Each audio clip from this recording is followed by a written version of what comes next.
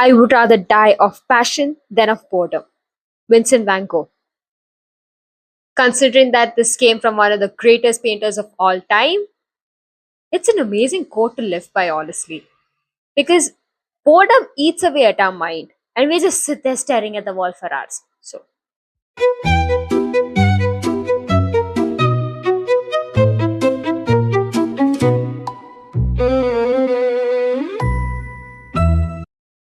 hey guys, welcome to Stardust Musings. This is your host Farha.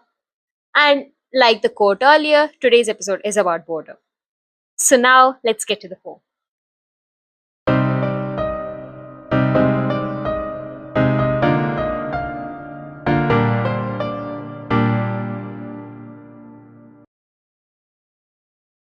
Boredom, the killer of creativity, the occupier of minds, with its bony fingers driving the mind towards lethe, making you forget everything else. You sit freely, thinking of a way to occupy your mind. But once boredom sets, it just occupies everything, leaving no room for anything else.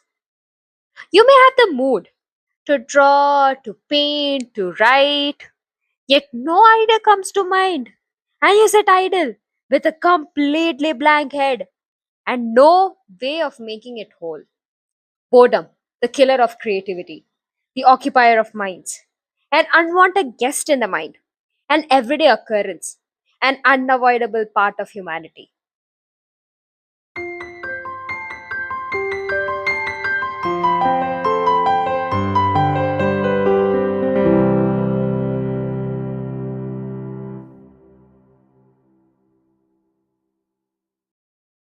Now you might be wondering, how did I write a poem about boredom that can be pretty accurate? Well, I wrote this in one of my classes in college. If I remember correctly, it was macroeconomic theory 1. I studied economics, so. And I was incredibly bored in class, and the concepts were just floating around in front of me like a bunch of numbers. If you watch the old Percy Jackson movie, which I know it's a very controversial opinion that it was bad, I think the first one's fine, second one's not. But in that, they showed dyslexia as this thing that of letters and numbers is floating around. And that was how the concept was in class for me. And everything was just floating around. Nothing was really getting into mind. And I was incredibly bored. So I just wrote the poem. I was like, okay, you know what? I can't tolerate this. And there was a reference that I mentioned in the first stanza that is, I'll actually repeat the line, driving the mind towards Lethe. Lethe is the river in, if you're familiar with, I mentioned Percy Jackson because if you're familiar with Greek mythology, you will know that that there are 5 rivers in the underworld, and Lethe is one of them. And Lethe is actually the river of forgetfulness. Once you step foot into it, if you fall into it accidentally, you completely forget your memory. That's the river, and that's Lethe. And to me, that was what the class was. I was just so completely bored. I just want to sit there and just float away. So instead of floating away, I just wrote the poem.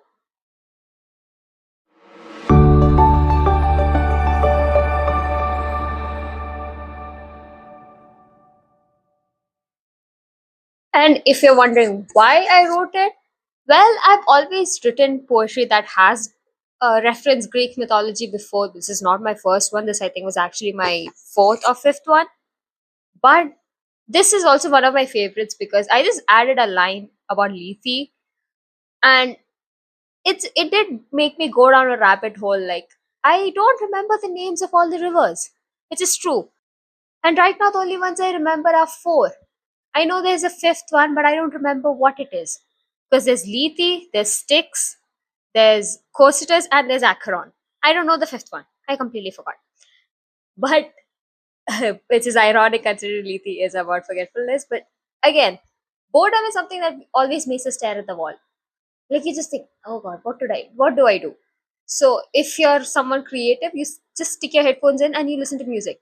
But that doesn't always help because then you're just thinking it. You start overthinking, and to me, that was what this was. That instead of sitting and overthinking and just just staring at the wall, or if you, or like, most students in class sleeping, I ended up writing this. And honestly, this is one of my favorite poems. But, like the old saying, a mother can't have a favorite child. Similarly, a poet can't have a favorite poem. And to bookend the episode, if you're thinking what my favorite Van Gogh painting is, it's actually, like, I know it's very mainstream, very popular, but it is Starry Night. It's because I've always been fascinated by night and the color blue. It's actually my favorite color, and the way how it blends different shades of blue. Like, I found shades, like, obviously there is there's turquoise, there's periwinkle, there's cobalt, there's there's lapis lazuli. There's so many different shades of blue in it. And then there's sunny yellow, which at the time it was not a popular color, but it was used so often by Van Gogh that it actually bankrupted him. And it always reminds me, like, that yellows and blues and little bit of gray and brown. It always fascinated me. Like, it's primarily four or five colors, but it just looks so pretty. Same way, my second favorite is actually sunflowers, which, considering I do really like the color yellow, it's not surprising. That's all for today, guys. Thank you so much for listening. This is your host, Farha. I'll be back next week with the next episode, and we'll see how things go. Okay, bye.